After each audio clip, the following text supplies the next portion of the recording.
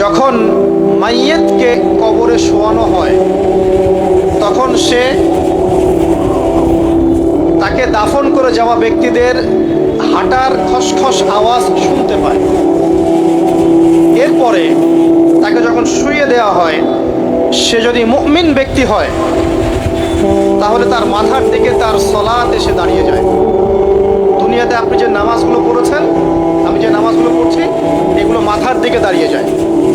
ডান দিকে চলে আসে তার সওম মানে কি? রোজা। বাম দিকে চলে আসে যাকাত। তারপরে পায়ের দিকে চলে আসবে তার আত্মীয়তার সম্পর্ক রক্ষার ইবাদত, তার এই যে অন্যান্য দান সদকা, তার নফল আমল, তার তাসবিহ তাহলিল, তার কোরআন তেলাওয়াত ইত্যাদি পায়ের দিকে চলে আসবে। এখানে একটা হাদিস এসেছে, সূরাতুল মুলক যে ব্যক্তি রাতের বেলা তেলাওয়াত করবে, কোন সূরা ভাই? তাবারাকাল্লাযী বিয়াদিহিল মুলক ওয়া হুয়া আলা কুল্লি শাইইন কাদির।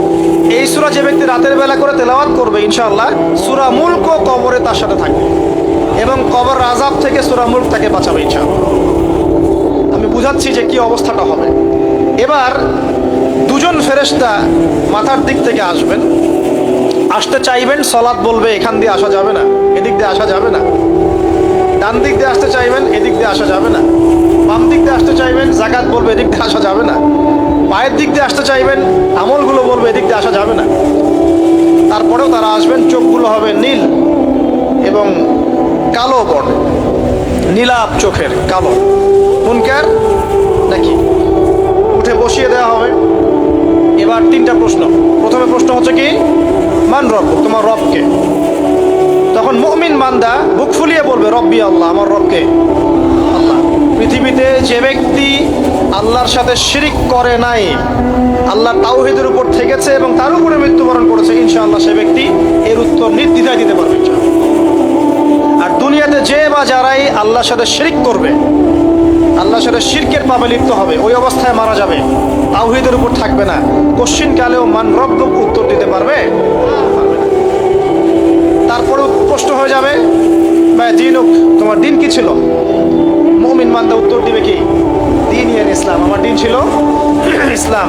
এখানে শুনে রাখেন, পৃথিবীতে যারা ইসলামকে পরিপূর্ণরূপে পালন করবে তারাই এই উত্তর দিতে পারবে ইনশাআল্লাহ।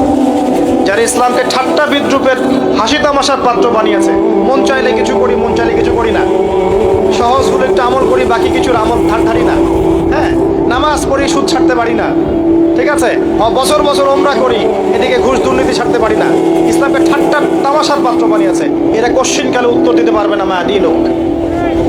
দিনে পরিপূর্ণ পরিপূর্ণরূপে ইসলামে প্রবেশ করতে বলেছেন আল্লাহ রাব্বুল আলামিন।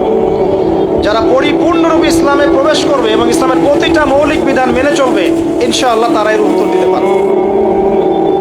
এরপরে আসবে তৃতীয় প্রশ্ন। নবী সাল্লাল্লাহু আলাইহি ওয়াসাল্লামকে দেখানো হবে। যখন দেখানো হবে তখন সূর্য যখন ডুবে যায়, যে দৃশ্যটা আমরা দেখতে পারি না, ওই দৃশ্যটা ভেসে উঠবে এবং মুমিন বান্দা অস্থির হয়ে যাবে, বলবে আমাকে ছেড়ে দাও, আমি নামাজ পড়বো। সুবহানাল্লাহ। তার কারণ তার কাছে মনে হবে যে আসরের ওয়াক্ত হয়ে গেছে, আসরের ওয়াক্ত হয়ে গেছে, আসরের ওয়াক্ত চলে যাচ্ছে, আমাকে নামাজ পড়তে হবে। চিন্তা করেছেন? ওই যে একটা হাদিস আছে না, যে 7 শ্রেণীর মানুষকে আল্লাহ রাব্বুল আলামিন আরশের ছায়া দিবেন। তার মধ্যে এক শ্রেণীর মানুষকে, যার অন্তর মসজিদের সাথে ঝুলে থাকে, তার মন মসজিদের সাথে ঝুলে ছিল, এই সূর্য ডুবে গেল বলে আমাকে ছেড়ে দাও, আমি নামাজ পড়তে যাব। তখন ফেরেশতারা বলবেন তোমাকে নামাজ পড়তে দেয়া হবে, তবে তার আগে তুমি এর উত্তর দাও। কি উত্তর?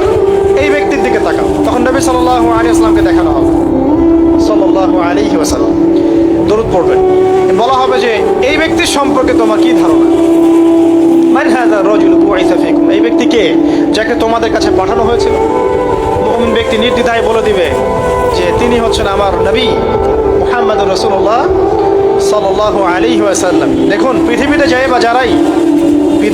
বা যারাই নবী সাল্লাল্লাহু আলাইহি ওয়াসাল্লামের সুন্নতের উপর আমল করবে, ইনশাআল্লাহ সে তার উত্তর দিতে পারবে। দুনিয়াতে যারা নবীর সুন্নতের 5 পয়সা পরোয়া করছে না, তার আদর্শের 5 পয়সা দাম দিচ্ছে না, তারা কোশ্চিন কালে উত্তর দিতে পারবে। নাম হতে পারে আব্দুর রহমান, আব্দুর রহিম, নবীর সুন্নতের ধার ধারে না, তারা উত্তর দিতে পারবে। নবীর সুন্নতের গুরুত্ব কত গভীর, এটা আমাদেরকে এখান থেকে বুঝতে হবে। তাই প্রিয় যুবক ভাইরা, মুসলিম ভাইরা, আমাদের জীবনটাকে নবীর আদর্শ এবং সুন্নতে ঢেলে সাজাতে হবে।